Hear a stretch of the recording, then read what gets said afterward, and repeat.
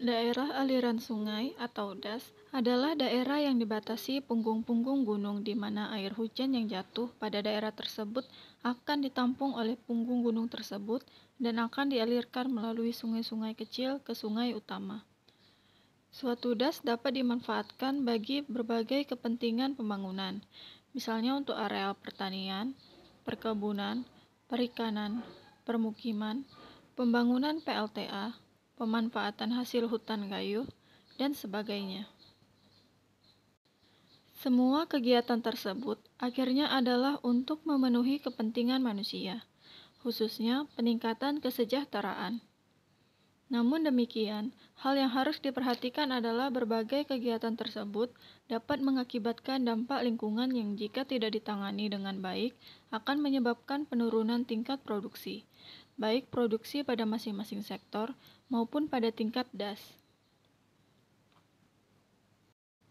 Daerah aliran Sungai Deli merupakan salah satu das kritis di Sumatera Utara yang memerlukan prioritas penanganan sebagai lokasi sasaran rehabilitasi. Penetapan das Deli sebagai das kritis adalah karena luasan lahan kritis hampir mencapai separuh dari luas total das Deli, sehingga sangat berpengaruh terhadap kelestarian sumber daya lahan dan air pada kawasan das Deli. Selain itu, aliran sungai tidak normal disebabkan menurunnya infiltrasi potensial.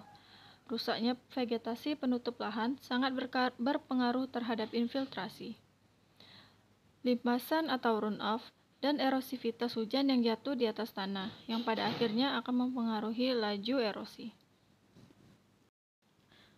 Pada das Deli ini yang terletak di Kecamatan Batangkuis, dapat dilihat bahwa masalah yang muncul yaitu pembuangan sampah sembarangan di daerah pinggiran das Deli, serta bangunan perumahan yang terlalu dekat atau menempel ke das sungai, yang mana menyebabkan air tercemar, serta menyusutnya dinding das sehingga rawan terjadi banjir.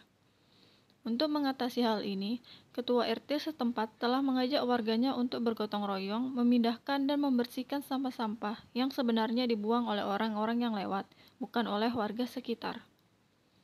Sampah yang ada saat ini adalah pembuangan baru dari orang-orang lain.